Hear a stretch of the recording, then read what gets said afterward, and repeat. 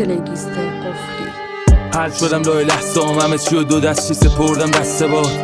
راضیم از همه کردم، گناهام نه پشیمونم کرد نه سر برا. وقتی دنیا پیش میره رو احتمالات، چرا باید درس بگیرم از اشتباهام؟ بیا تو همه عین ما باش، دنیا رو ولش بده دل به بالا. و خیلی چیزام شده سهم دیگرم، خیلی کارا رو کردم که منطقی نبود.